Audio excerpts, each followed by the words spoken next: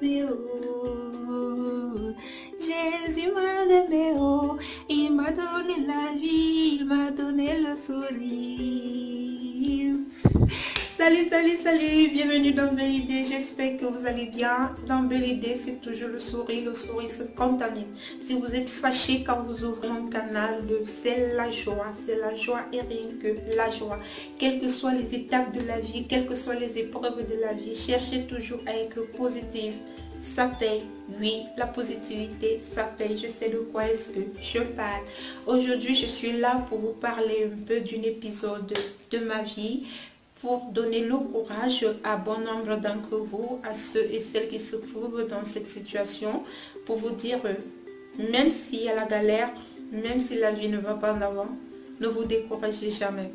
Ne cherchez jamais à être du côté de la négativité. Soyez toujours positif parce que la positivité, ça paye. Alors moi, il y a de cela bon nombre d'années, je crois pratiquement 12 ans aujourd'hui, je passais vraiment des moments très difficiles dans ma vie, très difficiles. Je suis orpheline de papa et j'habitais avec ma maman, mes frères, mes soeurs. Et la vie n'était vraiment pas du chocolat, comme on dit, c'était vraiment pas facile. Après la mort de mon papa, j'avais arrêté d'aller à l'école. Je n'ai pas pu aller à l'université et j'ai fait une formation de 3 ans en esthétique coiffure.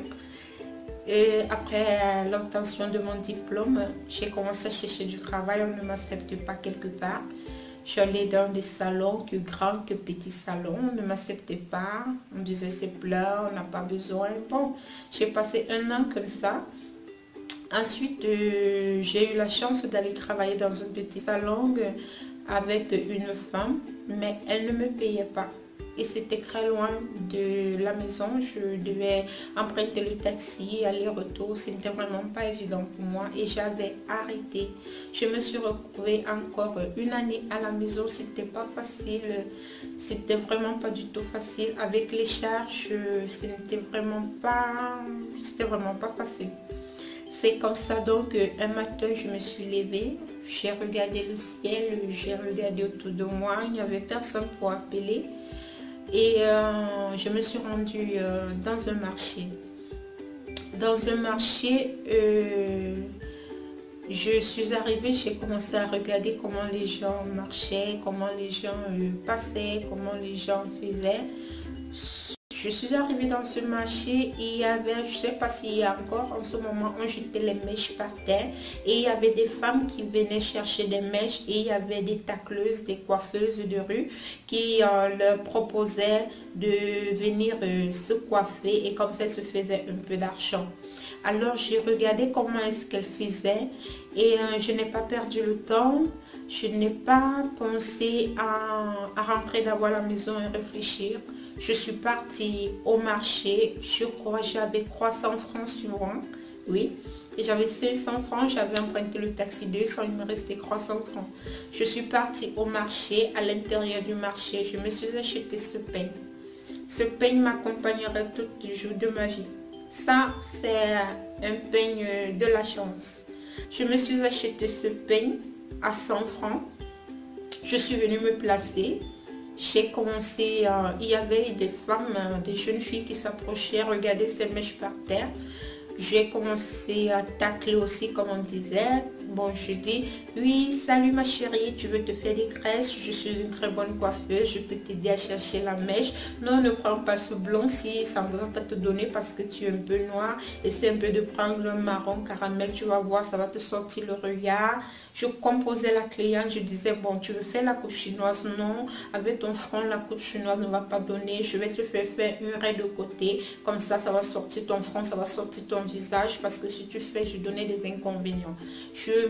Parce que moi, la coiffure, c'est ma passion. Ça a toujours été ma passion. L'esthétique, la coiffure, ça toujours, c'est un travail que je peux me lever du matin jusqu'au soir. Je ne me fatiguerai jamais. Alors, quand je suis dans ce travail-là, je me perds même souvent de fois. J'oublie même souvent de manger. Alors, c'est comme ça que j'ai eu ma première cliente. Et bon, Elle m'avait dit non, moi je suis déjà ma cliente, je suis seulement venue pour prendre la mèche ici. Je lui ai dit bon regarde, si tu veux tu ne me payes pas. Moi c'est la première fois que je suis venue ici et je suis en train de chercher à ancrer dans le réseau. Alors si tu veux tu ne me payes pas, moi je te coiffe tout simplement. Tu peux me payer même l'argent de taxi. C'est donc comme ça que cette femme avait dit bon ok d'accord, je vais te donner 600 francs, tu me places la greffe. Je l'ai aidé à choisir sa greffe, mais le moment était arrivé où est-ce que je devais la coiffer. J'ai regardé autour de moi, j'ai regardé à gauche, j'ai regardé à droite, je ne connaissais personne. Il y avait des marchands ambulants, des sauveteurs qui vendaient des babouches, beaucoup de robes, des habits. Je me suis approchée et je cherchais tout simplement mon papa, une personne déjà ancienne, parce que moi, chaque fois que je veux faire quelque chose dans la vie, je pense toujours à mon papa, paix à son âme.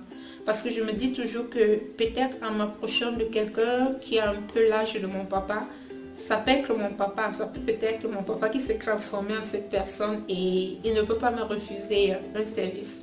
Excusez, il ne peut pas me refuser un service. C'est comme ça que j'ai cherché un papa déjà âgé.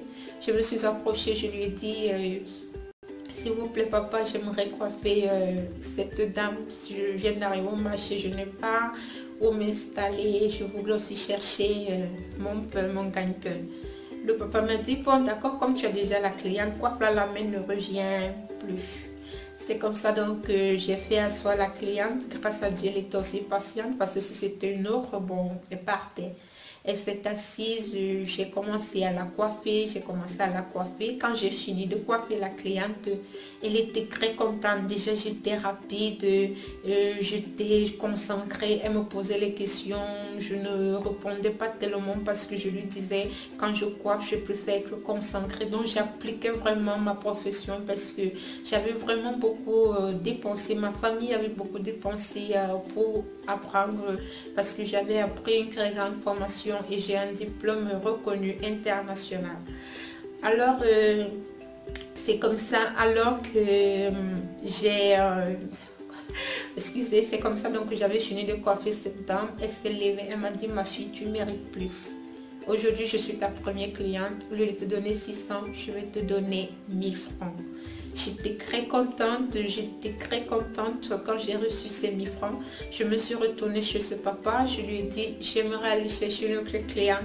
Je ne sais pas si je peux te donner quand même quelque chose parce que je t'importune aussi. Comme ça, je viens ici chaque jour doucement, je vais me trouver une installation. Donc, j'aimerais que par jour, j'aimerais te donner 500 francs. Comme ça, toi aussi, tu peux manger un plat de nourriture à midi. Le papa m'a dit, bon, il n'y a pas de problème, ma fille, il n'y a pas de problème. Trouve-toi une chaise et bon, tu viens, tu apportes tes clients. Le premier jour, avec cette motivation, je suis entrée au front, je me plaçais en plein soleil, en pleine pluie. Je cherchais les clientes, je les regardais, même celles qui ne venaient pas se coiffer vers moi, mais je les donnais des conseils. Je disais non, ne prends pas celle-ci, elle ne va pas bien, fais ceci, fais cela. Et le premier jour, j'avais eu à coiffer 6 têtes. Je suis rentrée peut-être parce qu'il y a des têtes de 2000, 2500 que j'avais eu à coiffer. J'étais rentrée pratiquement avec 8000 francs à la maison. Le premier jour, rien qu'avec ce paye de 100 francs. Le deuxième jour, j'ai commencé à attaquer. Le troisième jour, 1 mois, 2 mois, 3 mois. Ce n'était pas facile. Il y avait des moments où il n'y avait pas de clients, mais Dieu me donnait quand même de l'argent de taxi. Et c'est comme ça que quand je finissais de travailler, je partais chercher des vivres pour pouvoir aussi apporter à la maison. Et ça faisait aller la famille en avant. Ça, c'était juste une petite partie de mon histoire. Pour vous dire, je vais parler de long en large. Je voulais tout simplement vous dire, je sais qu'il y a des gens comme moi qui sont capables, qui aiment leur métier par amour, qui ont appris. Mais elles sont peut-être dans leur tête, elles se disent, si je n'ai pas le casque, si je n'ai pas le babyliss, si je n'ai pas un salon, si je n'ai pas, comment est-ce que je vais commencer? Moi, rien qu'avec mon pain de 100 francs, j'ai soutenu ma famille pendant 1 an. J'allais avec plaisir. Je n'avais pas de jour de fête. Je travaillais de lundi à dimanche. Dimanche après la messe, j'allais tacler au marché. J'étais devenue connue, j'avais des amis, j'avais des clients qui me cherchaient, même à la maison, qui venaient se coiffer le jour des fêtes. Donc j'étais devenue tellement connue.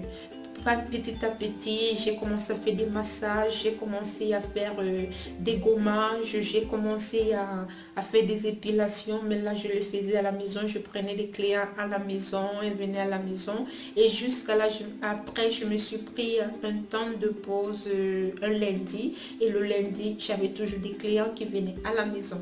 Alors cette petite histoire là, c'était tout simplement pour vous dire que n'attendez pas des gros moyens pour réussir dans la vie, n'attendez pas des grands matériels pour ouvrir des grandes industries, des grands salons, je ne sais quoi, dans quelle activité vous faites. Dites-vous toujours que quand vous êtes là, vous avez l'amour de ce que vous avez appris. Il faut se décider dans la vie. Parce que si toi là qui me regarde, si tu ne te décides jamais, tu ne vas jamais commencer.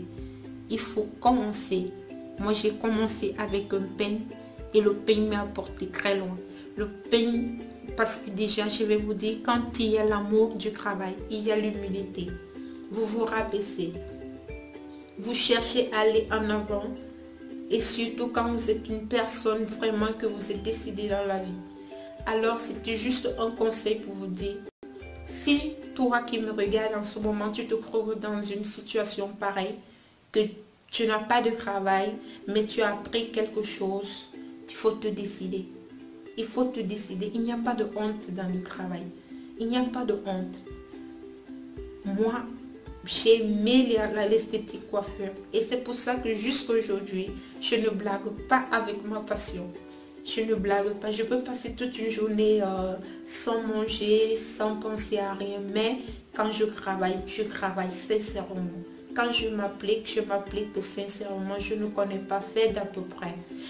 Parce que c'était ça ma force au marché. Même si quelqu'un me payait 200 francs, je ne coiffais pas parce qu'il m'avait payé 200 francs. Je ne comptais pas l'argent, je m'appliquais et je m'adonnais. Ce qui fait en sorte que quand la personne me proposait ce prix, à la fin, il disait non, ou elle disait non, vraiment, je ne peux pas te payer cette somme-là, je vais te donner plus. Pour vous dire qu'il faut toujours commencer. Commencer toujours. On n'arrive jamais au sommet. Il faut toujours commencer en bas pour arriver au sommet. Doucement, on grandit. La vie, c'est comme les escaliers. Au fur et à mesure que tu montes, tu arrives au sommet. Alors, c'était un peu cette leçon du jour que je voulais vous dire. Je voulais vraiment prendre l'exemple de moi. Et s'il y a des gens qui m'ont connu dans le marché, peut-être qui m'ont cherché, qui ont vu que j'ai disparu, parce que je répète, ça fait pratiquement 10 ans, je ne sais pas 10 ans aujourd'hui. Je vis, je suis en santé, je vous salue, je vous souhaite beaucoup de courage parce que la vie, c'est vraiment le courage. J'espère que le tuto vous a plu, j'espère vraiment, je vous laisse avec.